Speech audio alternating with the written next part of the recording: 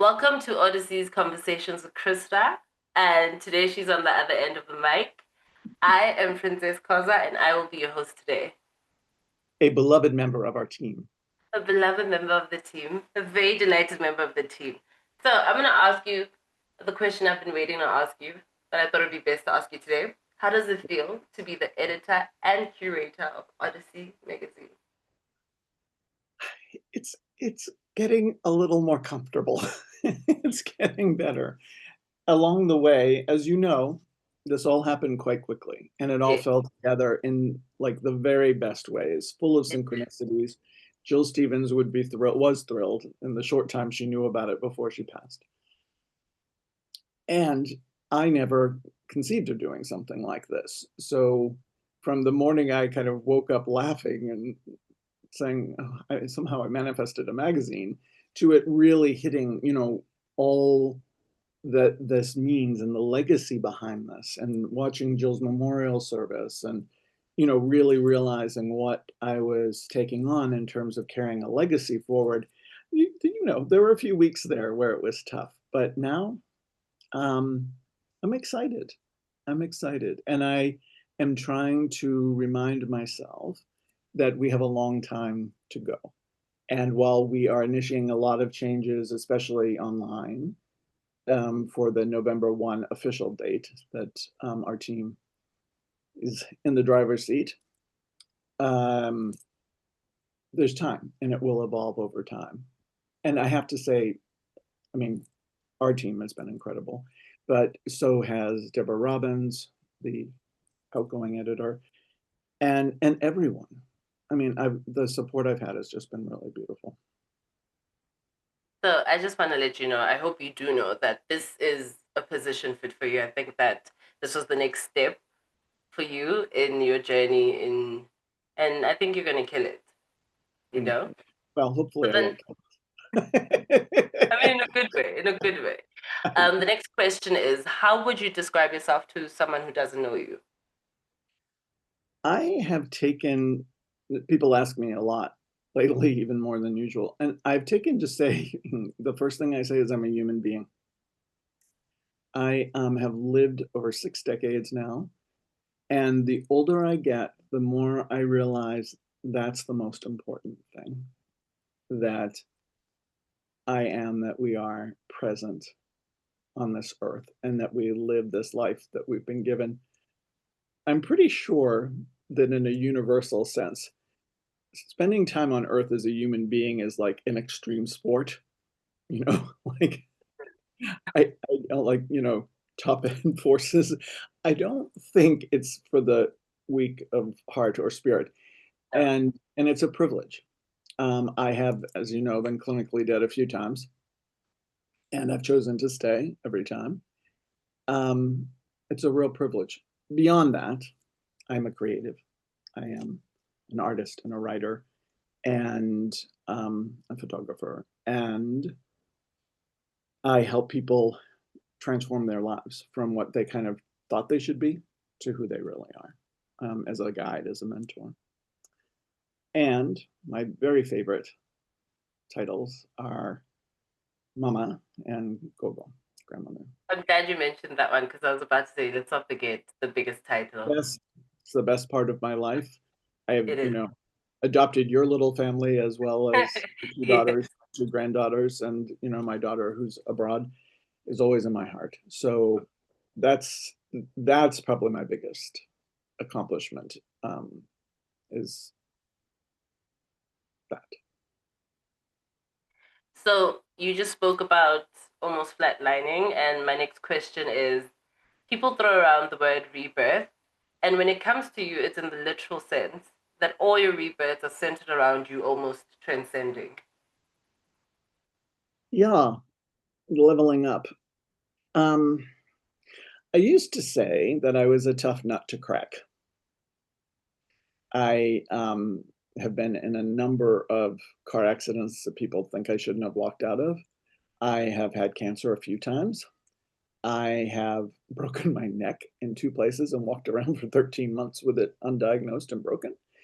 Um, and and I have a lovely cadaver vertebrae in there I refer to as Joe, as you know.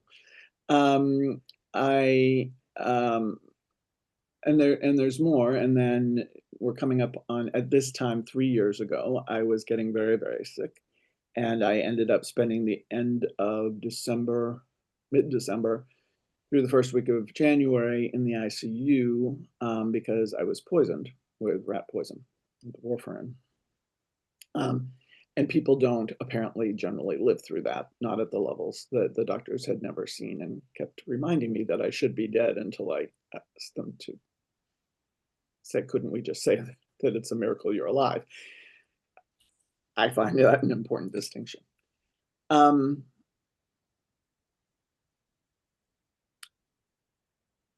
there's, you know, I tried to commit suicide at 37. I was mismedicated. I was given 2 medications. One is now off the market, but they were never to be given together. And the doctor who did it actually lost his license. And what happens is, the reason it's so dangerous is all of your memories, trauma memories, and I had a substantial trauma history going back to my first days. And that all comes back all at once. They call it flooding. And the typical response is either addiction or, you know, going into like prostitution, something self-harming in a big way, or killing yourself. And I was in the hospital for 12 days titrating off those drugs. They have to be very careful, and onto other ones to support me. And in that time, my ancestors came back. They had been around when I was a child, and I sort of lost them. It was the late 70s and early 80s, and sex, drugs, and rock and roll was far more socially acceptable. I did not grow up in a culture where ancestors were acknowledged at all. And that was a transformational 12 days. I changed my name because I had so many messages to do with my old name. And the therapist encouraged me to do that when the idea came up. So that's one very big one. There have been other ones. And then this last one was, I'd always believed my body was sick and broken. I was always told that it was a burden. I had all these problems, defective. And yet I lived through something people don't live through. And that really turned my head around in terms of who I really am and what my body really is. And my prayer through months and months and months and months in bed was, let me use this. Let me do something really good. If I'm going to stay, if I've stayed, and there must be a reason. Show me what it is. So for someone who doesn't know your story, when you say you were asked if you wanted to stay or not, and someone asked, what do you mean? Yeah. How would you answer that? Yeah, that's true. I mean, not everyone. I think a lot of people have read about near-death experiences or seen movies, you know, and it's happened in different ways. This time in the hospital, it happened twice. Within the first 24 hours, I was pretty out of it. I don't know, but within the first 24 hours, I just had, it was sort of a council meeting in Daba. And they were all like, you know, you've used this life. You've done a good job. You've used it. You can choose. Are you ready to go? And I was just so tired. I'm too tired. Can we talk about this tomorrow? I mean, it was very mundane. There were no, you know, Gabriel was not there. There were no big gates. I have seen light in the past. But it was well lit, I will say, but it was just sort of more an Andaba kind of thing. It was a big tree. And we were all sitting underneath it. There was a nice breeze. It was a pretty day. And so within the next, I guess, 24, 36 hours, I was back in the same, you know, like a dream, you know, I was in and out of consciousness for, I think, most of the first week, from what I understand. And so I don't know what level I was at when this happened. And, they asked me again, and I told them, that I didn't think I was done. Not really. And they said, there's more you can do. And I didn't want to leave my kids. Um, and I regretted that decision mightily because the next 10 days or 2 weeks were really painful and really hard Yeah. and really awful. And, no one on the medical side was very sure for quite a long time that I was actually going to make it, or that I wouldn't need, they thought I'd need kidney transplants. It was my organs shut down. So my heart was really affected, my central nervous system. I'm still not driving. As you know, my vision is very iffy, depends on the day. Um, it was like recovering from a stroke. My speech was very halting and that sort of thing for a while. Um, so it was the right decision. It was a good decision. I'm glad I stayed, and yet I did question it a lot for a long time. So when you did question it, what Mm. was it? What was the questions to yourself? Was it, you know, why did I decide to stay? Should I have just gone? Would this be easier? Yes, yes, yes. All of those things. Yeah. Exactly. Yeah.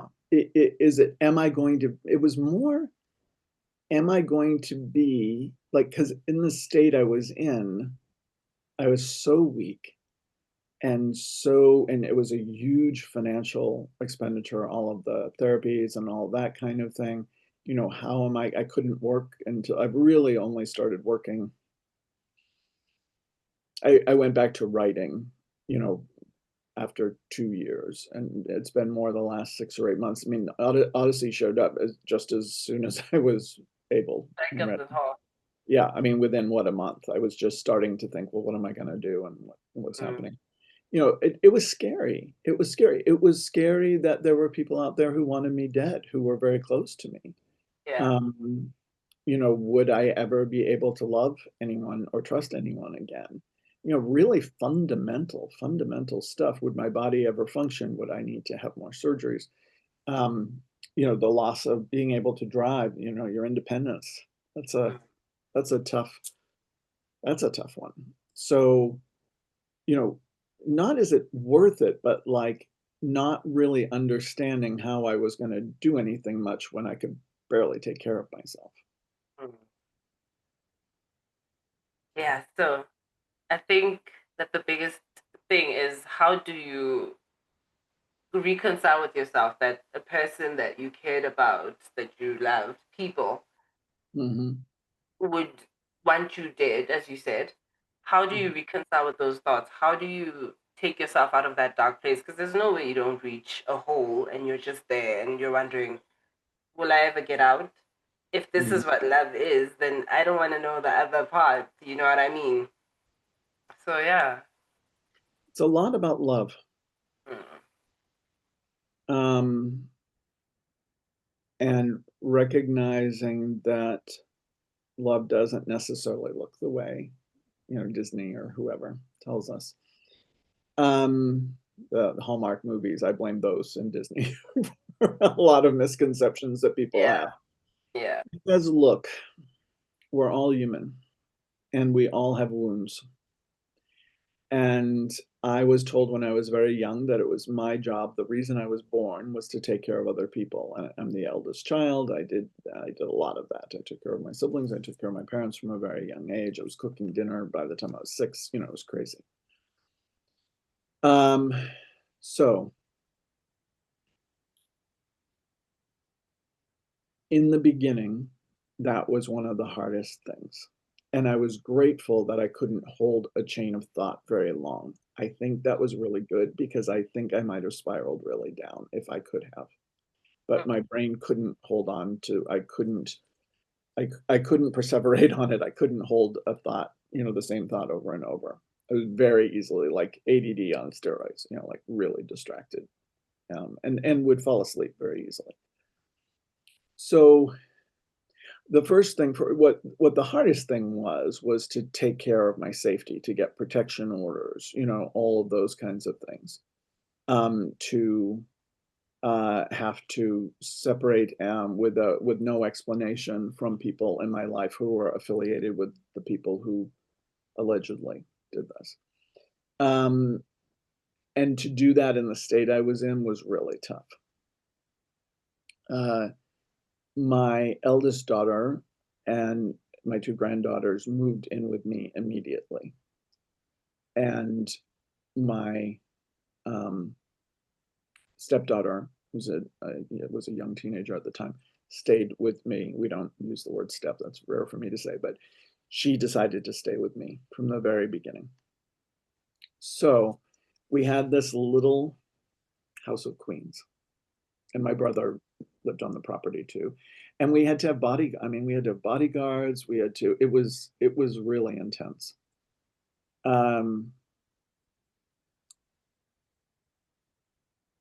That was having a trauma history and having all of this happen and having my central nervous system messed up. It destroyed any sense of safety I had for a very, very long time. That was the hardest thing, and the thing that I struggle with the most. And that has, we hear about vagus nerves and all these things going on. All that whole system went kaflooey. So we had to move very quickly when we were looking at houses. I couldn't even walk. I had a cane and I had to sit down in every room. Like I had to be incredibly strong, and I could not have done that without my daughters. They really, really have shown up for me in a way. We were very, very close before. Neither one of them came out of my body, and yet they couldn't be more mine. You've spent time with us. And that's been the biggest gift in all of this, is I always wanted a family who I loved and could be myself with, truly myself, and would be loved as myself. And that has been the biggest gift that's come out of this. As for trusting people outside that little circle, I'm still working on that. I don't know.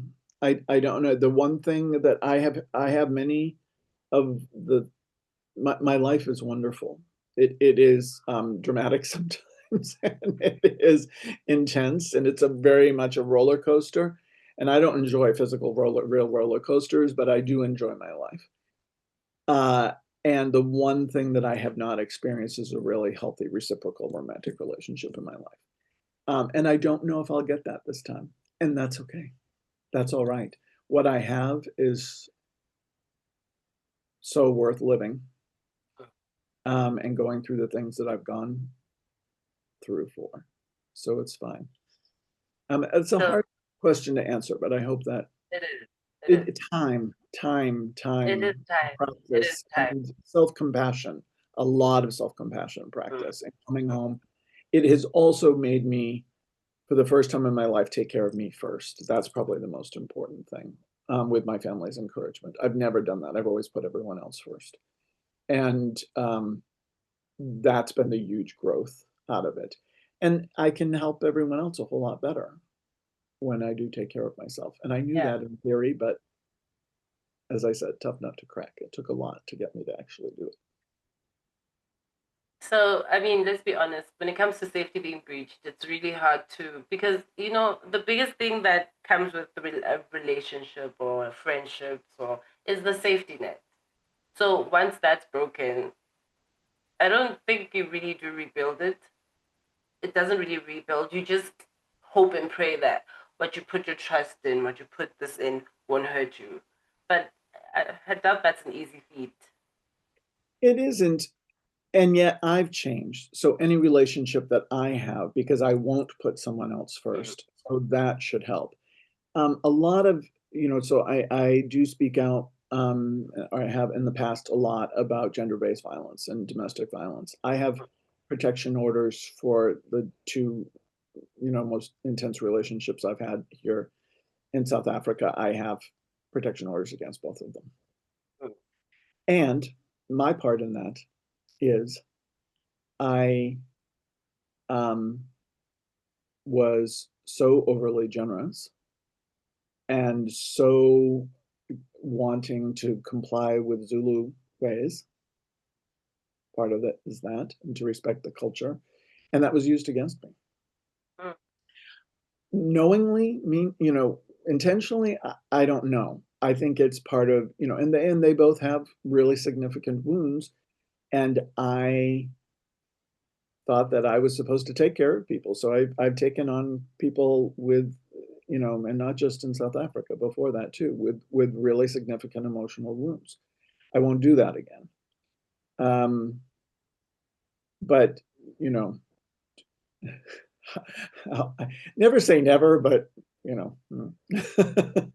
touched on your childhood and being a firstborn daughter, and I think what comes with the title of being a firstborn in general is you carry. So as you just said right now, you thought you were supposed to heal. You were supposed to take care of these people. You're supposed to fix that wound that's so deep. But I think sometimes it's coming to terms with some people it's just too deep to yeah. fix. You know what I mean? And yeah, being caught in the crossfires when you're trying to do something good is the hardest pill to swallow. You know. Well, I thought exactly that for a really long time. And I think about it somewhat differently now. Mm. Um, we can, I don't talk about it a lot because a lot of the men I've been with are public figures. So, but my American ex-husband, we were married for a long time. And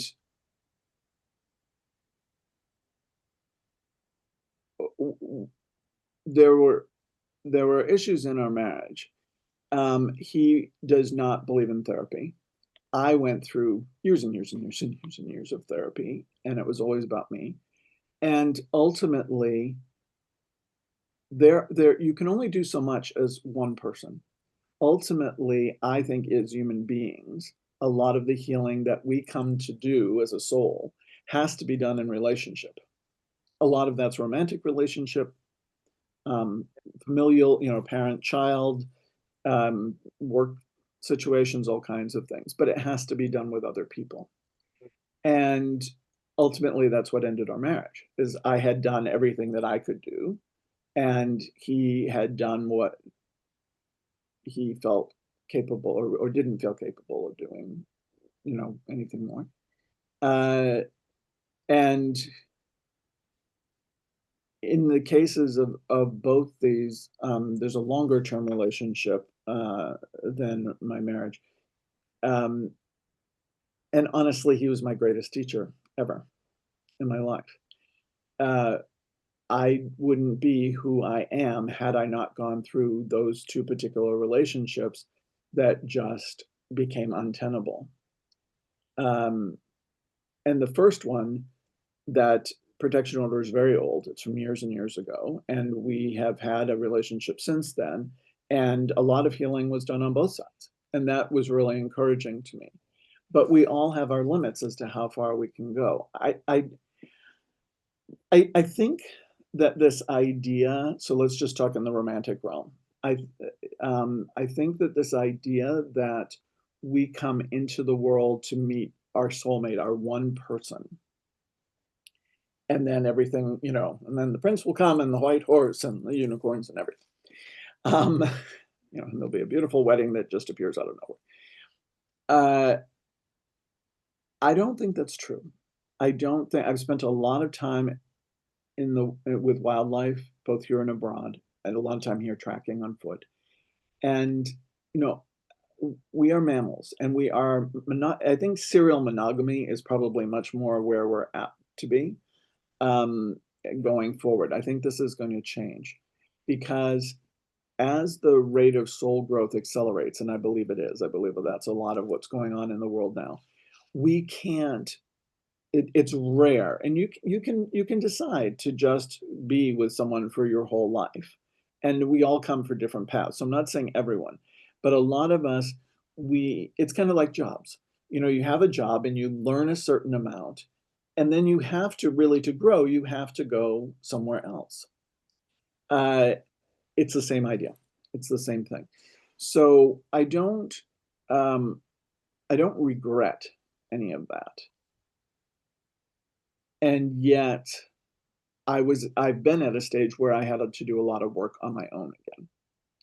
And things are changing again, so I don't know what's to come. And given my life, I can't even You possibly can't. imagine Yeah. anything could happen. So, we'll see. We'll see. But I do think that all relationships have a lot to do with growth, and that we can't grow without them. No.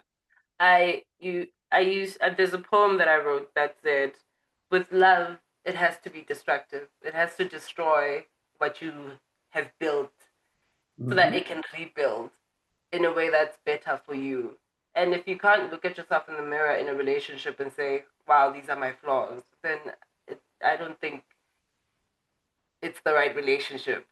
Well, they're mirrors, really. Relationships are mirrors. But even like painting. Okay, so I used to paint with oils. I paint with acrylics now. That painting probably has 3 or 4 other paintings underneath it. And in order for that painting to be here, I had to destroy 3 or 4 perfectly good paintings. I think this is the 4th version. Sometimes it's more. And I do that with big canvases. I'll hang them for quite a long time. And then it's like, oh, one day I see something else on that canvas and I put it on there. It stays for as long. And I think it's like that. It is. It is. It is. So But yeah, what would you relationships are mirrors, absolutely.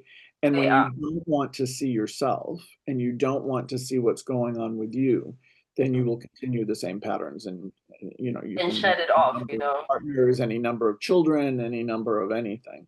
Yeah. Yeah, that's very true. What would you say is holding you together right now?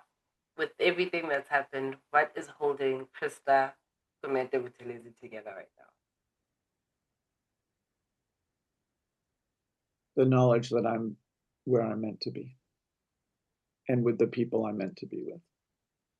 I have, you and your husband and that beautiful baby and my family and a circle of soul level friends around the world and work that I love, and that takes all of these disparate things that I've done over my whole life and pulls them together in the most beautiful way. I mean, at 64, this all came about the day after my 64th birthday.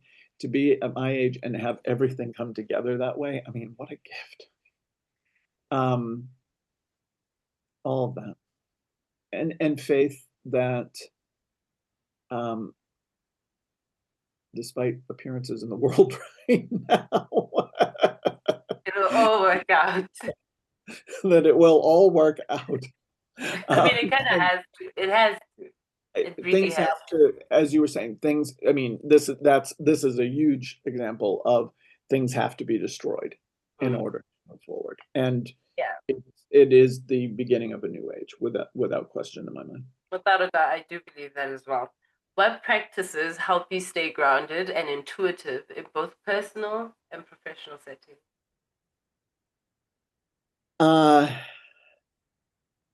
One of my favorite Zulu phrases, and one that I hear a lot is, and now I say a lot, is la la la la. Listen here. You do say it a lot. Well, because we don't listen. No. As people, I think that it's the skill that we should all have, but like skills, not all people have them. We listen to respond if we listen at all. We are so busy formulating things in our head. And look, a lot of that comes from the fact that the world is moving at an inhumane pace. And so, all of these practices that I follow, that I teach, that we promote, that we, offer, that we will continue to offer, and even more through Odyssey, they're all just ways of getting back to being human at a human pace. So, meditation, self-compassion,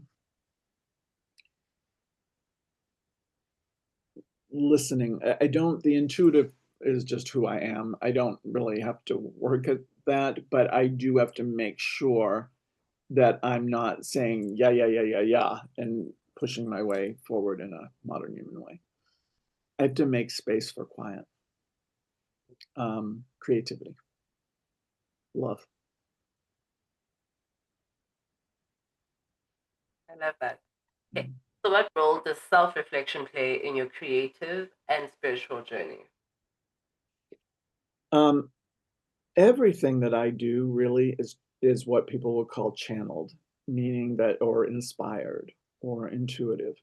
So when as I said with the paintings, like I see an image in my head, and it will keep coming. When things come a few times, then I know I've got to go do it, you know. Yeah. But I often start with just a color or maybe a medium, because I use different mediums. And it's a way of me allowing a message to come through in another way. Um, the TikToks, which I started doing when I was still, if you go back and look at the beginning of them, I started doing them when I was still really sick. That was part of my, those messages were for me and still are for me and for everyone. I open my mouth.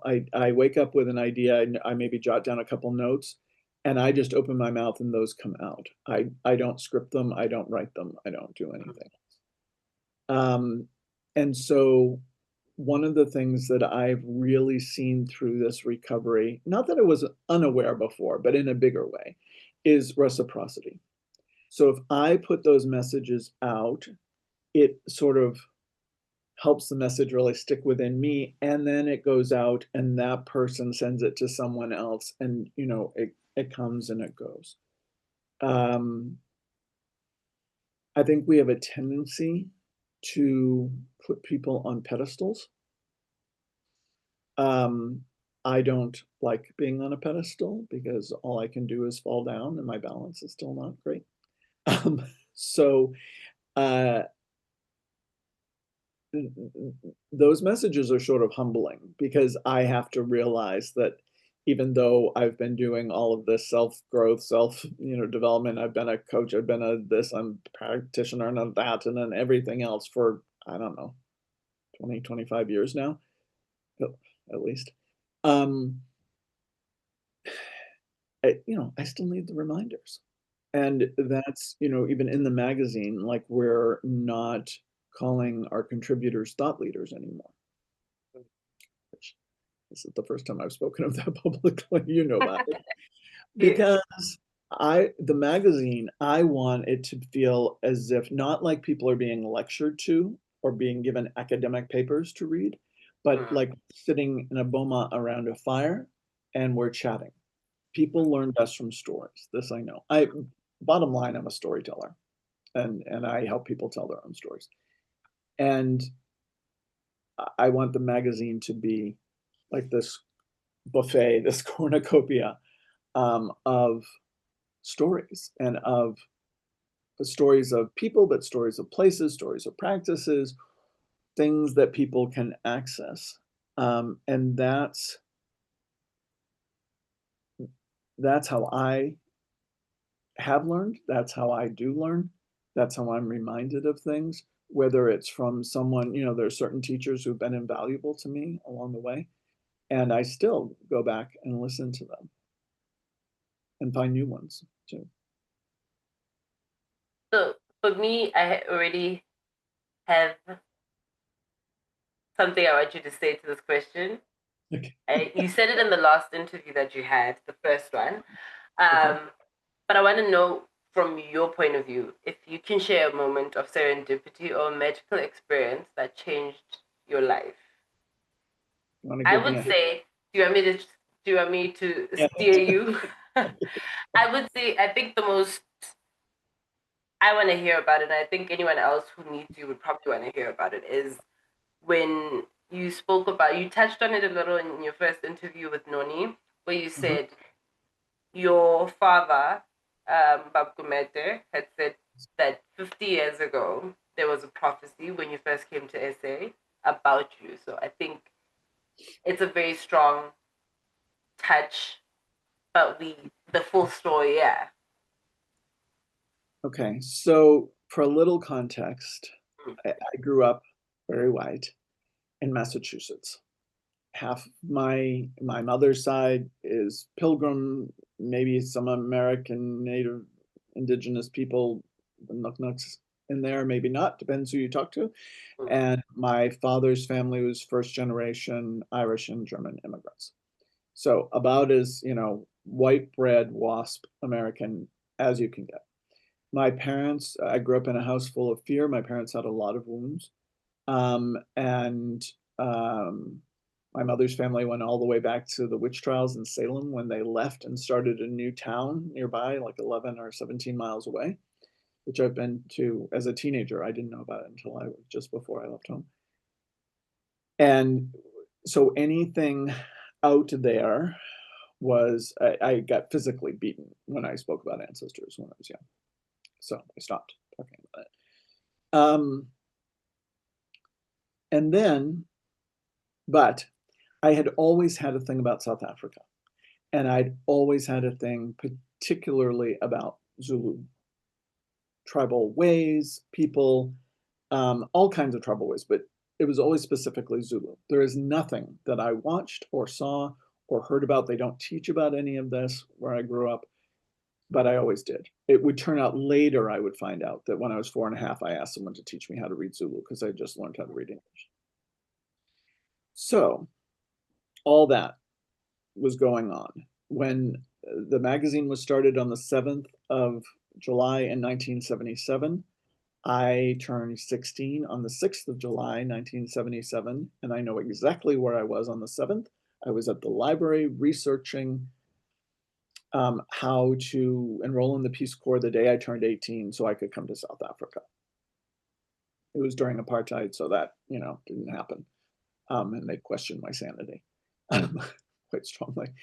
Uh, so those things were happening on that side, just to give you an idea. Then it's in my book, Obiso, I met Desmond Tutu at an event having to do with, I met him at the White House. It was a weekend long event. He greeted me as an old friend, told me it was time for me to come home to South Africa. A few years later, I did. I came for a month. I went back for a month, and I ended up coming back here and staying on the 1st of, or this month is 10 years. So that's the quick wash from my side. The man I call Baba Gumede, who was a healer, Sangoma and Yanga Gobela from a lineage of the same.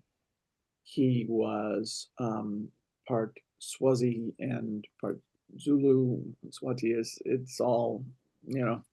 Yeah, Anyway, in that area, there's a lot of mixture of that. it is.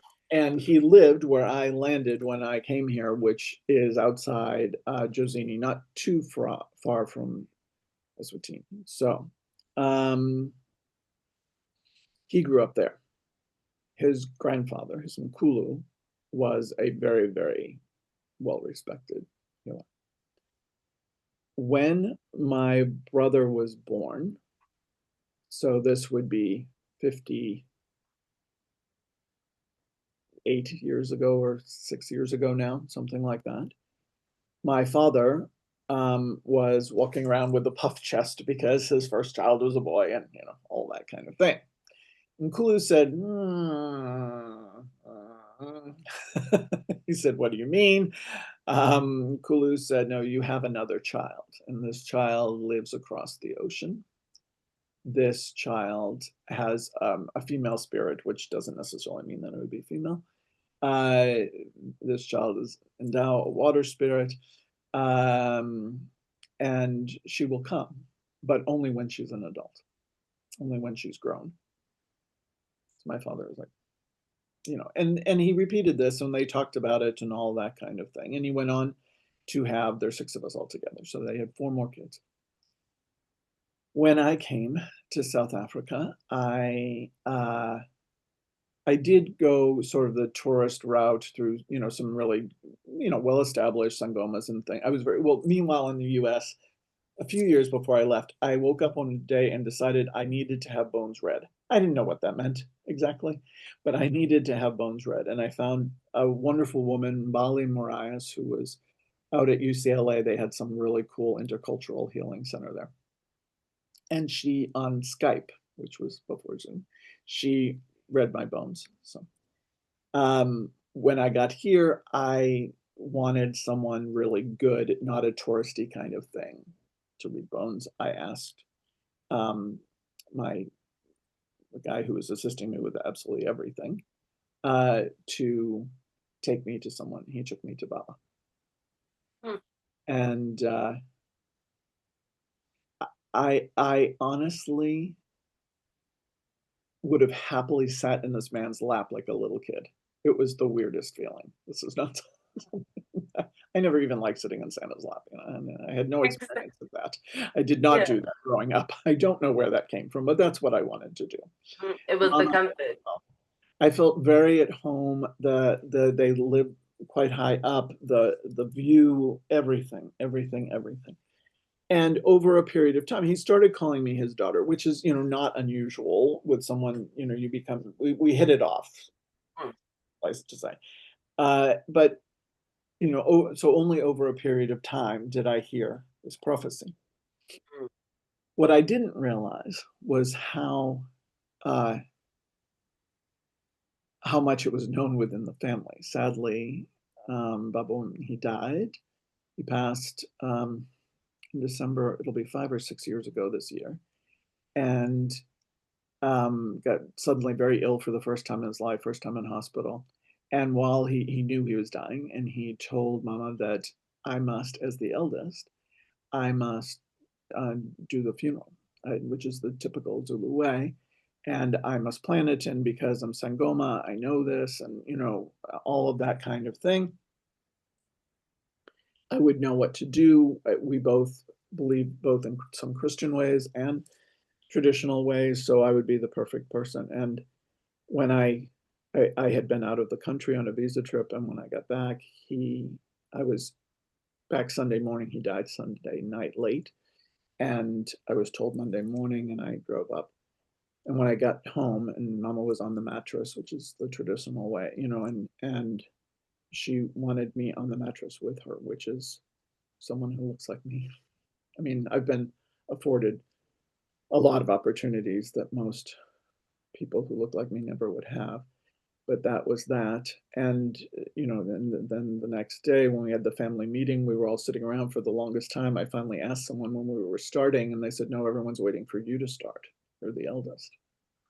I sat by the edge of his grave, and I knew exactly what to do. And my brother, the baby who was born, to bring this full circle, Manla, who works for a pharmaceutical company and is in a different side of the family business. Yeah. He said to me afterwards, he said, Sissy, how did Baba know he was dying? Did he tell you what to do? How did you know what to do? And I said, no, no. I said, but how did you know? And I just looked up, and he's like, hey. and walked away. So that's the story. I think, for lack of a better term, that is a magical story. You It know what is. I mean? It's a How does it magical. feel I think it's a rebirth for you to have come from where you came from with your family in the States, and then to come home to, for someone else, a lack of a better term, it's to your real family Yeah. where you felt the most at home. How did that feel? Um, like, the greatest gift. Yeah. Um, uh, I didn't have any trouble accepting it or believing it or it was all, as Jill, the founder of the magazine, used to say, synchronicities are your signs along the way that, Mm-hmm. I think the difference between me and a lot of people, like me and many Mm-hmm. other people, is that I have learned to allow. it's not about believing so much. And I don't know, like, I don't know if past lives are past lives or their DNA. I've had, readings done by people who don't know a thing about me, who see that I've spent almost all my lives in Africa and clearly my whole life here. I wanted to be here. I mean, there's nothing to explain that. Um, and if you can allow yourself to not know, like, I don't think our brains are really supposed to drive our buses, our lives. And look, if people are in their brains, they're much easier to control because you can brainwash people, you can mind wash them. I think we're supposed to move from our souls, and our brains are more, if you look at, I've done tracking with gorillas and chimpanzees and things like that. If you watch them, their brains just figure out how to do what the next thing in front of them is. So one of the things about almost dying is you know that time isn't promised, and you just, I have, and I know other people who've had the same experience. You just learn to do the next right thing. As you know, that is pretty much my mantra for living and for Yeah, working. You guys hear that all the time. Sorry, yeah. not sorry. Uh, so Listen, it's become a part of our lives as well to just do the next right thing because what else is there? because anything can happen Yeah, anytime. So why? And I still struggle with this because I grew up American and I grew up white and I grew up all of those things. The um, you know, hoarding money. In the ancestors, were saying when I was deciding whether I could take on this venture when I had already had to have this huge output financially to get well. mm, It was like you're stopping the flow by holding on to everything, and we mm, do that when we listen to everything that we've been taught. We're like sheep, mm, and sheep will just stop if they see a dog. They will, they can be peeing and they will stop. They just stop. So that's where the allowing thing comes in. And if life will surprise you if you let it. But yeah, if you don't let it, it can't. mm, And so much of my life, this story included, has been a surprise. It's how my one biological daughter in America doesn't speak to me. She hasn't since I came here, and or shortly after. And I can't, that's her life to live. She's an adult. She was an adult when I came here. But I also don't grieve it quite as much because I know anything could change. I am not right now spending time with the Gumedes. Baba is gone, and the whole situation that led to me being poisoned, a big part of that was isolating me from people. So there were things that were manipulated to separate me from the family. It's not like we don't speak, but I haven't been home in a very, very long time because I just couldn't for a long time, health wise. And that's something I know I need to sort out, but I'm not making a plan to sort it out because I know it will sort itself out in time. And I chat to my ancestors about the things that I want and the things, and I trust that I will be led in the right time, um, as long as I allow these things to happen. And that is learning of a lifetime. I mean, based it on is, how we're all brought up. it is, it is, it is. When it comes to your life, it seems like everything has led you to this moment. You know, you've always, I think I remember you saying you are ordained, right? Yes, as an elder, not a full pastor, but elder in the Presbyterian Church. You're ordained, I grew up very Christian. Yeah. you're a practitioner for your sangoma. You Mhm. are a mentor. You are a guide. So life has been leading you down this path to be the editor and curator for Odyssey Magazine. How does You that feel? I mean, it's even being an author. Mm. As I published my memoir, Ubizo, A Story of Coming Home. I am about to publish my second book, which is about the healing that the poisoning led to. Mm. That will come out next year. And as a little girl, I used to write stories. I used to make little books. I had this one, Miss Duffy was our sixth grade teacher, and I wrote my first book and we made our first books when I was in grade six. Yeah. So that's just one safe little example of how Yeah. life has led me. I used to, my ex-husband is like summa cum laude at University of Michigan Law School. All his friends went, three of them were in the same class with Barack Obama at Harvard. Those are the people that I hung out with. Um, Yeah. you know, Sonia Sotomayor, I had dinner with the night actually that I met Desmond Tutu as part of that event. I sat next to her at dinner, and um, to have to admit to her that I didn't have a degree. Um, and she looked at me and she said, I hope you never do, because clearly you've learned everything that you needed to learn as you go. And if you go to school, that will just get undone. And other Bessel van der Kolk has said the same thing to me. God, no, don't. Um, and now, I used to be very embarrassed about that. Because I was in this highly educated company, and when someone would say someone was very educated, I would just like shame and bristle. Yeah. And now there's a meme that goes around that, I hope that on my deathbed, you know, I get to say, what a hell of a ride, or I hope when people talk about me when I'm dead, you know, they'll, no, I forget that one, but it's about, what is she going to do next? Yeah. Um, I have always admired eccentric, creative older people, Mm. particularly older women. And, it has occurred to me lately that I have turned into that. Um, and I couldn't be more pleased. I am entirely at peace. I have no fear of death, obviously, given what Yeah. I've been through. I Mm. do have a great fear of not living. Um, Mm. and it makes me sad. Nothing makes me happier than to watch people grow, and it makes me very sad to see people not live their lives or to try and control the lives of others. As so much is happening in that realm right now. Um, but I don't have any regrets. Yeah. Um, I am curious about what's next. And I'm happy to hang out here, I suspect, probably for quite a long time still to come. I can't wait because I know I'm going to be on that journey with you. It seems like, if anything, our ancestors have made a pact.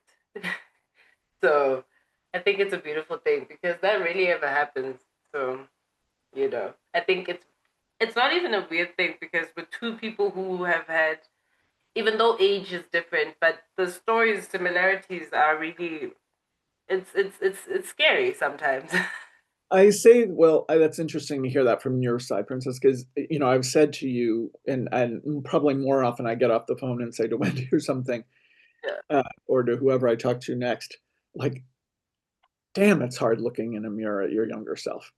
You know, Yeah. you are, I mean, you are at your age far ahead of where I was. You grew up in a culture that at least you understand the gifts you have, and there is a framework for them and a container for them. So you have that going for you. It doesn't necessarily make it easy. I'm not saying that, but at least they're acknowledged. There's direction and it's easier for you to, you know what I mean? I get what you're saying. Educate people before you open your mouth. Um, and you're not beaten for talking about things which are widely accepted here but not other Yeah. places. So that's a pro. Uh, and yet, there are so many overlaps and similarities between us, and that is almost always a joy, but occasionally painful. I think, yes, I can listen. I think looking in the mirror sometimes, either way, whether it's forward or backwards, it's always like, yeah, okay, Look, wow, I don't like yeah. being told what to do. You don't like being told what to do.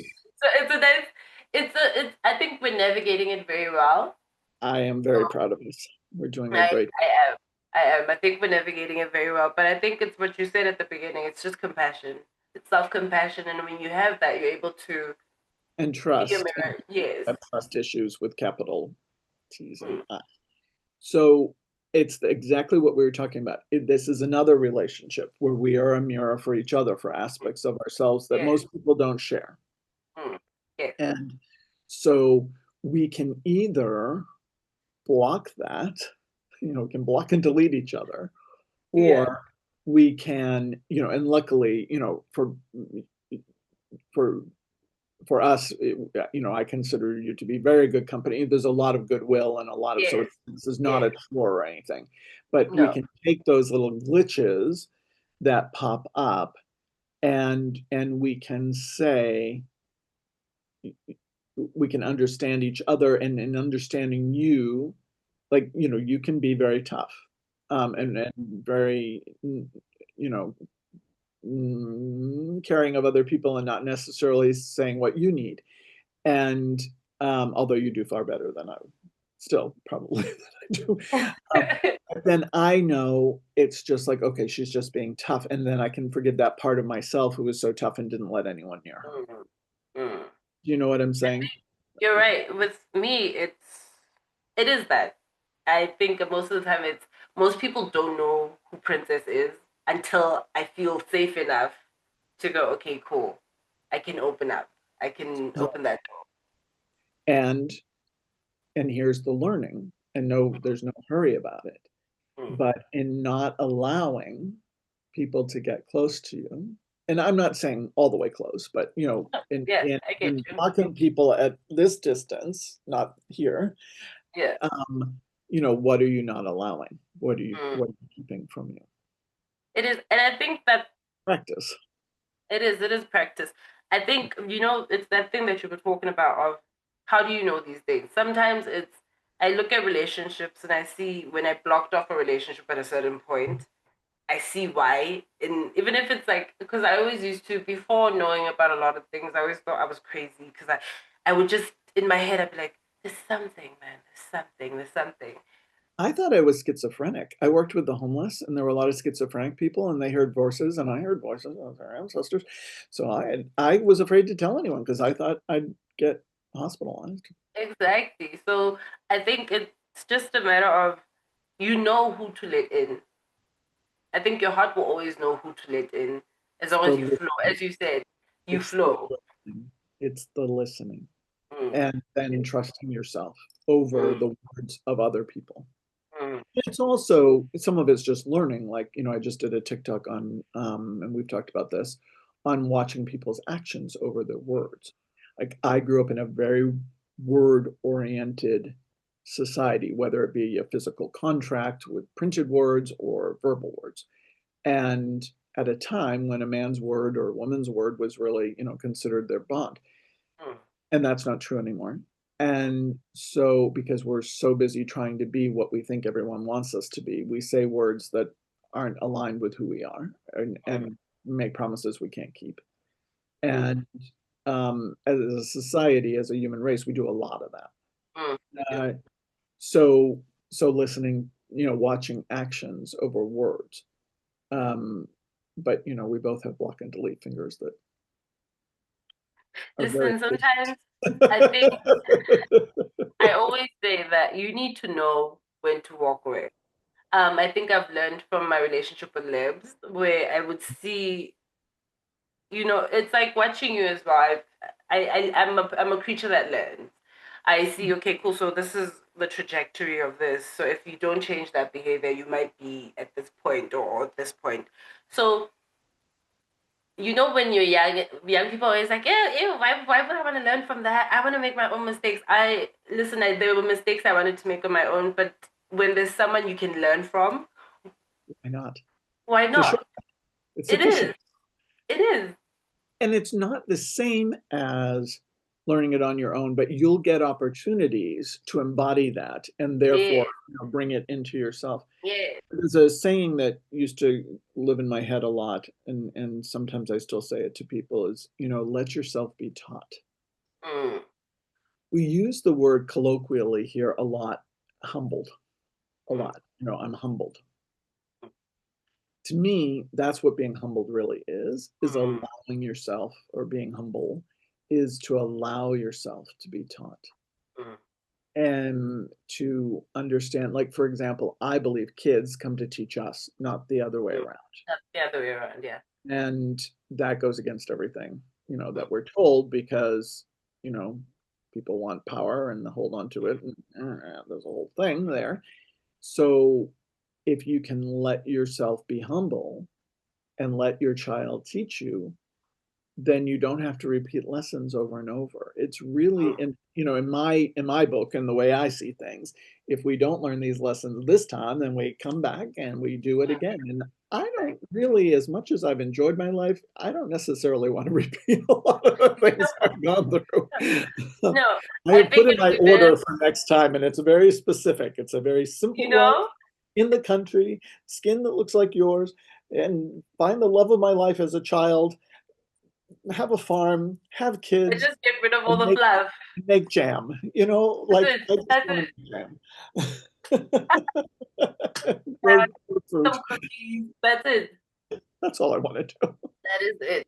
So you spoke about your relationship with your daughter. Yes. Would you say how are you dealing with the mother wound? Mm. Well, with my biological daughter, yes, who is in her, she's 32. Mm, So just to put it in context, and it's been 9.5 years since we spoke. Um, it took some time. Well, look, I was very close to my grandmother, my mother's mother. My grandmother and my mother were not close. They did not understand each other. They were very different. I was much more like my grandmother. I'm still very close to my grandmother. My mother and I, uh, my mother, who's still alive but is lost in dementia, from what I understand. I haven't spoken to her in 20 odd years.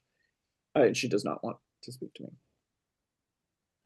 Although initially I asked for some time to go through that healing, that after the suicide attempt, and then she, I was dead to her after that. She was a beautiful woman. Um, could be really wonderful. There are a lot of things I like about her a lot. And yet she was so damaged and um, very erratic, which is very hard for a kid, very and I think had really bad postpartum depression. From what I can remember, she was in bed for lots of time, um, and became, by the time I was a young adult, became more stable, became better. But there was so much damage done, and in terms of attachment, there wasn't any. And my parents were very codependent with each other, and I, the parentified child, and I mean, you can put all the labels you want on the world, but I learned that my parents didn't get me, that they didn't know what to do with me, that there was something wrong with me because my parents couldn't. So when I had my daughter, and I had several miscarriages before my daughter and one after. When I had my daughter, that was always my greatest fear, is that we would not do well. And my daughter was very, very sick. I don't talk about it. But they thought she was going to die when she was a couple of years old. They thought she was going to die older and disintegrate in front of her. I mean, it was horrible, the things. mm. And I worked, I mean, for years, all I did was, and her soul may have only intended to be here a short time, and part of the reason she's so pissed off at me maybe because I made her stay. But I Responsible also people, showed yeah. her a model of a mother who didn't do anything for herself, and Mm, she's never wanted to have kids. No wonder, because I was exhausted and sick from taking care of everyone else, including her. mm, And I showed her that, you never put yourself first and all those kinds of things. And ultimately, that's the last lesson I taught her, is that you do what you need to do. And so that brings me a lot of peace. So that mm. helps. I miss her a lot. She is very much her father's side of the family, that she is very much of their lineage. She has been, her father's side has never understood me any better than my parents understood me, including, and her dad, I don't think really understands me. So um, it is what it is. I'm happy with the fact that I respect her wishes. This was all her idea. Um, I'm sorry that she doesn't understand that I am a person with my own needs and all of that kind of thing, but I'm the one who taught her that I wasn't. So what can I do? And you know, it may well be a lineage. There are patterns in families, and I see this as a lineage. I really, really do. She's very close to her grandmother, her father's mother. She didn't really know my mom. So um, I'm at peace with it. Uh, I'm at peace with my parents, and I pray daily for, you know, my mom to be released. I get the sense that she's in a very much in between worlds kind of space right now, and she seems happy there. I am a medium. I am able to communicate with people in other ways, so I can communicate with my daughter in other ways, and that helps me a great deal. And it also makes me, it's part of my drive to normalize the intuitive, because I think we all have these capabilities in us. I think it's actually how we're meant to communicate and all of that. And I think it's the direction we're heading in. So, both in my own work and with Odyssey, one of the really strong tenets of it is to normalize the intuitive. It brings a lot of peace. If we don't think we have just this life and just this one chance with people, those are very limiting, very painful beliefs. And I Yeah. think there's a lot more to it than that. So, I think that the most beautiful thing with everything you've said is, unlike your mom, you're open to giving her time and you are open to a possibility that mhm, it could be fixed. mhm. So I But think I don't that's live for it. I'm not attached to it. And that's a different thing. mm, I'm enjoying it's just what's next. And if mm, one day that turns out to be what's next, I will be over the moon delighted. You will yeah. hear me shout all the way from Joburg. Uh, and yet, I'm not making my happiness dependent on Mm, that.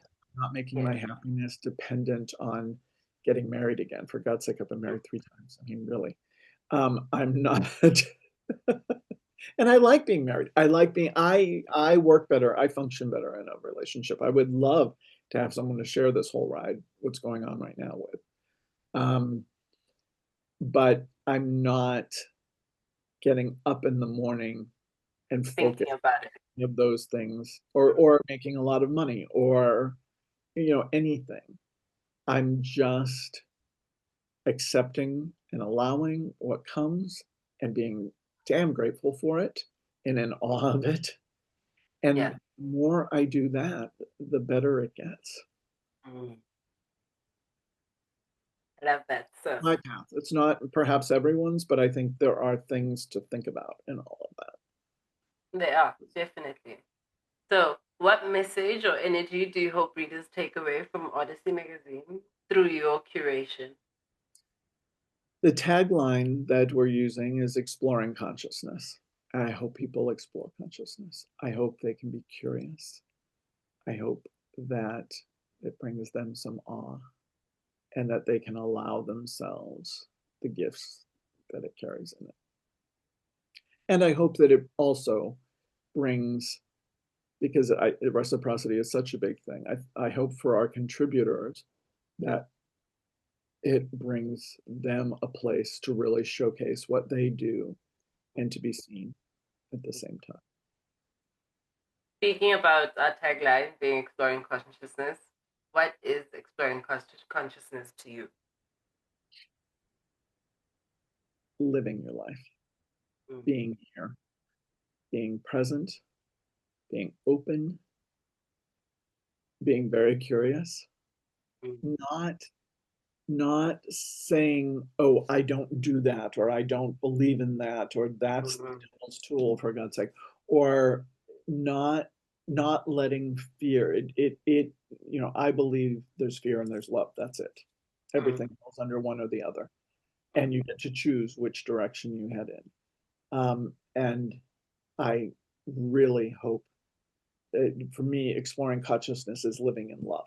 It's allowing yourself to see all that's possible, and that anything is possible, and that it's not, that doesn't mean it's unicorns and rainbows, that it isn't pretty, that it's messy. And I hope that we can show that it's okay to get messy. It's okay to fall down. If you're not falling down, then you're not trying.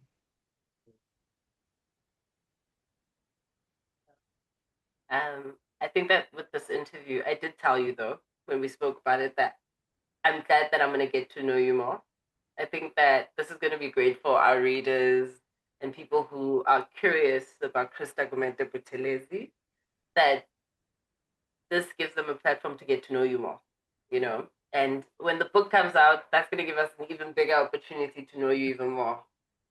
That's going to be, I'm watching people's reactions to Tara Swartz's book on signs Uh-huh. and to Elizabeth Gilbert's new book, which I've not read yet, but is very, I think this is the way, this transparency, and it scares people. I know it does. Um, so I hope that I can do it in a compassionate way, and in a way that by being transparent, people can say, not, oh God, like she put me on a pedestal, like, look, she's so, people say I'm so brave, or, all of these kinds of things. But I hope people rather say, okay, well, she's made it through all of that. It can't possibly be worse than that. So let me just try. Let me, she's Yeah. proved that you can go through the worst. And most, it might, for whatever reason, my roller coaster is particularly curvy and dippy and ridiculously high. But I don't know why. And I'm not sure what I put the order in for this time. But as I mentioned, I've changed it now going forward. Um, it, in most cases, it's not going to be like me. Mm. And yet, the fact that I've survived what I've survived and have come out shaking my head and saying, my God, okay, well, okay, well, this is a good place to land. All right, here Yeah. we are. Now, what's next? Yeah. I hope that, if anything about me inspires people, I hope it's that. Just the, Wow. the resiliency of the human spirit. Mm. I think they have a lot to take away from you. You've lived a lot of lives for one life, for this life. Let's put it Sure. that way. Right. So, yeah, I think there's a lot to learn from you for anyone. So, I think this is good. All I can do is tell the stories, right?